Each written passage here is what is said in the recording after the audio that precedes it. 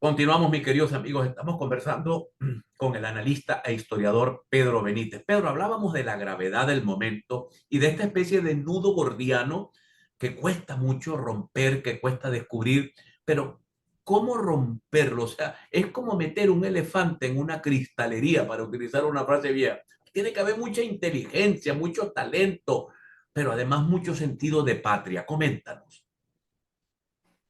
Mucha responsabilidad, sí, y mucho sentido de patria, mucho sentido de nación, de Estado, ¿no? De mirar más adelante. Mira, yo te quiero poner un ejemplo de lo que está ocurriendo ahorita en Argentina. En Argentina, el expresidente Mauricio Macri anunció que él no va a aspirar nuevamente a ser presidente, por lo menos en esta próxima elección. Visto desde afuera, Argentina eran, bueno, no le daban los números, no tenía chance, salió muy desprestigiado de su primer gobierno, etcétera. Pero Macri salió con 40% de los votos, después de un gobierno que estuvo muy por debajo de las expectativas. O sea, él tiene ahí un respaldo, un núcleo duro con el que él pudo haber ganado estas internas, las primarias que se van a hacer en su sector político, Juntos por el Cambio, y bueno, tratar de arañar un proceso y tratar entonces de meterse en la carrera presidencial. Si se hubiera dejado llevar por su ego, que es un gran mal de la política a nivel mundial, pues hubiera jugado esa carta, pero hubiera puesto en riesgo la posibilidad de que su sector político derrotara finalmente al kirchnerismo. Tanto es así que el presidente Alberto Fernández, el presidente de ejercicio, tenía apenas 5% de aceptación y quería ir a la reelección, porque todo es el poder que tiene el ego. Bueno, Macri se ha tirado una jugada de sentido común, pero no por eso menos importante y menos inteligente. Él ha dicho, bueno, yo no voy a volver a aspirar. Y entonces, porque él sabe que un candidato distinto a él dentro de su agrupación política, de su alianza, por supuesto, tiene mucho más chances de ganar. Esos son los gestos que hacen que las naciones cambien, esos gestos de desprendimiento. Porque es muy sabroso querer volver al poder, ser candidato, todo lo demás. Yo me pregunto, Juan Carlos, en el caso Uh venezolano, -huh. si alguno de los Exacto. connotores, Ahí quería ir para que me expliques entonces, ¿se si parece el caso venezolano al caso no argentino y necesitaríamos una decisión al tipo Macri? haría falta, quedaría muy bien. Y creo que el que quisiera eso se llenaría de gloria. Si tuviera ese gesto de desprendimiento, es decir, puesto que yo estoy inhabilitado, el gobierno no me va a dejar que yo corra, yo no voy a sacrificar el esfuerzo del campo democrático por mi propia aspiración personal, por muy legítima que sea. Yo me pongo un paso, me pongo a un costado y apoyo al que gane la primaria y yo voy a ser su jefe de campaña. Pero esos no son los gestos que lamentablemente hasta ahora nosotros estamos viendo. Pero eso es lo que le falta a la política venezolana. Porque más allá del discurso, de la retórica y todo lo demás, están los gestos, ¿vale? Los gestos son los que le dan credibilidad a lo que tú haces. Porque a veces los hechos hablan mucho más fuerte que tus palabras. Claro. Ahora fíjate tú, eh, el analista político y encuestador Jesús Ejías dice que necesitas un candidato que pueda ganar, que pueda cobrar, o sea, que le entreguen y que pueda gobernar en un escenario complejo que puede ser igualito al del Perú o igualito Sí. al que está viviendo Israel en este momento con esta reforma del señor Netanyahu. Coméntame cómo perfilar un candidato potable para la oposición, potable para el pueblo chavista, potable incluso para los militares, que diga reinstitucionalizar es bueno y no vamos a salir a perseguir a nadie porque esto no es el vengador anónimo, esta es la reinstitucionalización de un país. Coméntanos cómo hacer eso. Bueno, hay una fórmula que alguien ha planteado por ahí que yo la voy aquí a repetir. Buscar una de las caras que no sea las del conflicto. Aquí tenemos una clase, una élite política venezolana en la oposición que está muy desgastada por muchos años de fracaso, incluso por disputas entre ellos mismos, y que por encima de cualquier cosa no transmite confianza. Y si no es capaz de transmitir confianza entre sus propios pares, imagínate con el otro país. Hace una cara que pueda construir un puente con el otro país. Me vas a disculpar esta deformación profesional, Juan Carlos, Uh -huh. pero hay una anécdota que contaba el doctor Ramón J. Velázquez, porque él fue secretario de la presidencia de Rómulo Betancourt en su gobierno del 59 al 64. Como tú sabes, él era oriundo del estado Táchira, pero no era militante de partido. Siempre estuvo cerca de él, pero nunca fue militante de partido. Bueno, él dice que Betancourt lo llamó, le ofreció el cargo y le dijo, bueno, pues no te traigo aquí para que me hagas los discursos. Yo te traigo aquí porque yo necesito que tú me hagas puente con el otro país que a mí no me quiere. Era el puente de los militares, el puente de los andinos, la gente que había sido desplazada del poder el 18 de octubre del 45, que no querían a Betancourt. Porque él sabía que sin eso no iba a poder estabilizar el régimen democrático. Bueno, eso es lo que hace falta ahora. Alguien que pueda hacer ese puente, sin dejar de ser ni representar el cambio que el país necesita. Esto exige un gran talento político, Juan Carlos, porque efectivamente el país necesita un cambio de conducción. No podemos hacer una versión light del chavismo. Aquí tiene que haber un cambio radical. Yo no creo que esto simplemente lo podamos reducir al hecho de que los chavistas eran malos, eran unos ladrones, que sí, había mucha gente mala, mucha gente ladrona ahí, la hay todavía, pero yo creo que el problema es mucho más profundo, el problema de instituciones, en la Claro. forma el Estado venezolano, como la economía venezolana están organizadas. Son un caldo de Eh, cultivo eh, para la corrupción. Aquí llega Juan Carlos, un dirigente ajá. opositor, a gobernar en las actuales estructuras políticas y económicas venezolanas, y los escándalos de corrupción se lo van a estar comiendo a la vuelta de muy pocos meses. Claro. Mira lo que Ahora pasó en fíjate tú, Onómero. Fíjate claro, lo que pasó en Onómero.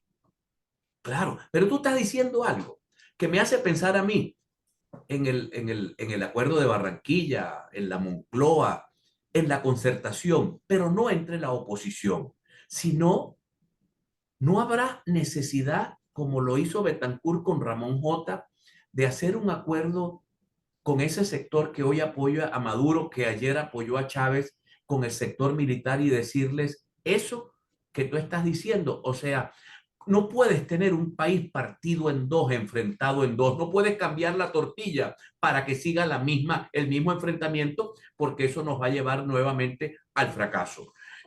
Vaya, no me digas un nombre, pero sígueme dando características de cómo debe ser esa persona. Bueno, yo que me quería, porque tocaste aquí un punto que me parece muy importante, muy relevante. Es un acuerdo que en este momento la oposición venezolana no tiene fuerza para imponer ni para ofrecer. Pues no tiene nada que ofrecer. Pues está dispersa, está dividida, está habilitada electoralmente. Tú puedes hacer eso después de una gran victoria política, una gran victoria electoral. Esa oportunidad fue enero del 2016 y no se hizo. Saliste Se a cortarle pensó, la cabeza. sí, saliste a cortar la cabeza sin tener con qué, además. Sin tener con qué. Hay una anécdota que contaba Genaro Arriagada, que fue jefe de campaña de la concertación en Chile, en el referendo del 88, cuando derrotaron a Pinochet. Bueno, esa madrugada la Junta Militar reconoce que la oposición ganó el referendo. Ellos se reúnen y sacan una conclusión muy elemental. Nosotros ganamos, tenemos más votos, porque ellos tienen las armas y además tienen el apoyo de los empresarios. Tiene que haber una negociación. ¿Me explico? La oposición ganó 2/3 de la asamblea, tuvo su mayor victoria, pero tenía más votos. Pero el poder, las armas, el poder del Estado estaba del otro lado. El SEBIN, la DIGESIN, los aviones, los tanques, los aviones, los soldados estaban del otro lado. Entonces, pensar que fue una cuestión muy ingenua, ¿no? Pensar que con eso tú te ibas a barrer al otro país, evidentemente eso no iba a pasar. Entonces, tengo una cuestión de principios, pero también una cuestión de pragmatismo político. Entonces, aquí hay que buscar una candidatura que sea capaz, ¿no? Insisto, que no sea, creo yo, que no sea una cara del conflicto, que no esté desgastada por estas peleas, estas disputas internas y que le ofrezca al país un nuevo futuro, un nuevo cambio, o sea, abrirnos, cerrar esta pelea de años, esta pelea que necesita entre los venezolanos y diga, bueno, mira, hay que pasar la página, hay que ofrecer un cambio y hay que mirar hacia adelante. Incluso hasta las propias bases chavistas están esperando ese cambio, porque dentro del PSUV también hay una cola de gente que aspira y les gustaría ser candidatos presidenciales y les gustaría también dirigir su partido, pero con la actual estructura autocrática que tiene el país, pues eso no es posible. Mira, yo hablé hace unos días con alguien que no puedo mencionar y me decía, se está tratando de buscar una especie de fast track. Fast track es una salida rápida a este tema de las sanciones para negociar con Maduro, una apertura democrática, un proceso electoral con algún nivel de garantías de transparencia. Pero el problema es que hay que convencer a los norteamericanos.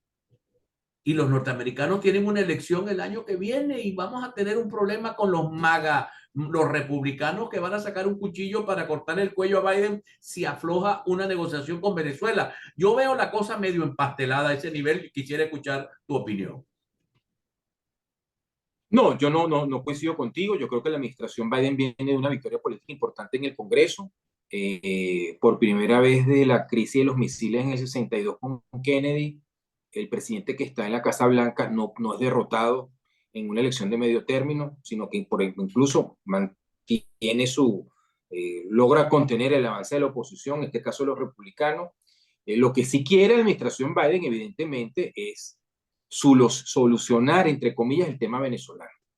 ¿Qué significa solucionar el tema venezolano? Bueno, que el año que viene ocurra una elección que sea reconocida por la comunidad internacional, gane o no Maduro, por cierto, o gane o no el candidato del chavismo, pero ellos quieren una elección que sea reconocida internacionalmente para levantar las sanciones dentro de su objetivo, su gran objetivo, que es traer a Venezuela hacia el eje occidental, por cierto, porque una cosa está conectada con otra, por cierto. La caída de Tarek el Aissami abona a esa estrategia, porque con Tarek se cortan las relaciones con el Medio Oriente y con Irán. No, eso es otro detalle muy importante que se nos está pasando por alto. En ese objetivo, resulta ser que la administración Biden tiene dos grandes aliados, que son el gobierno de Petro en Colombia y el gobierno de Lula en Brasil. A ellos también, por sus propios motivos internos, les interesa que la situación de Venezuela se distienda y que esta etapa de enfrentamiento y que la deriva autoritaria del chavismo sea revertida. No significa que ellos se hagan opositores, quieran que ellos salgan del poder, pero sí les gustaría ver un cuadro político donde, bueno, haya elecciones libres en Venezuela, se liberen los presos políticos, no existan sanciones, o sea, que la situación de Venezuela se empiece a regularizar. Mira, te voy a hacer una pregunta final. Yo fui actor en el año 1998 de la campaña electoral. Irene Sáenz tenía 42, 43%, era un monstruo. Hugo Chávez no pasaba del 4.5%.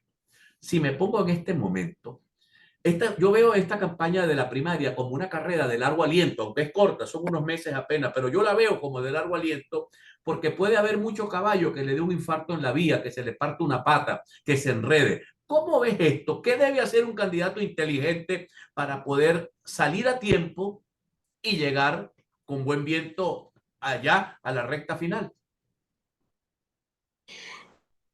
Bueno, entender que esta no es una carrera de 100 metros planos, porque muchos la están corriendo como si fuese una carrera de 100 metros planos, sino una maratón de 42 kilómetros con obstáculos, donde tienes que subir montañas, volverlas a bajar, cruzar un río lleno de caimanes, después cruzar nadando un lago a remo, ¿no? Para finalmente llegar a la meta. Son dos carreras Un totalmente triatlón. distintas.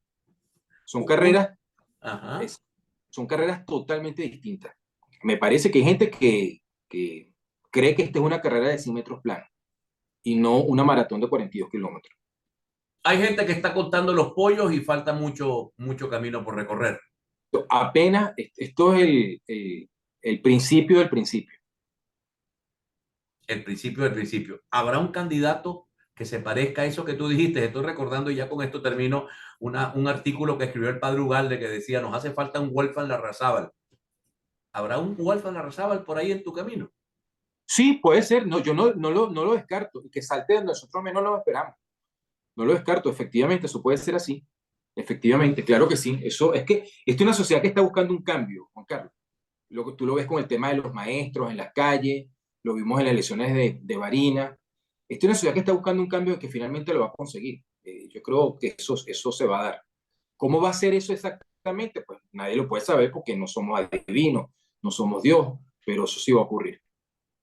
Bueno, Pedro, para nosotros es un verdadero placer tenerte. Para mí es siempre muy agradable entrevistarte y espero que en los próximos días me comentes ya, me vayas dando más pinceladas hasta que me deje el nombre y el apellido de esa persona que pudiera recoger todas esas aspiraciones de cambio de los venezolanos. Seguro, hermano. Un fuerte abrazo, Pedro. Un fuerte Un abrazo. abrazo, el analista político e historiador Pedro Benítez. Muchísimas gracias.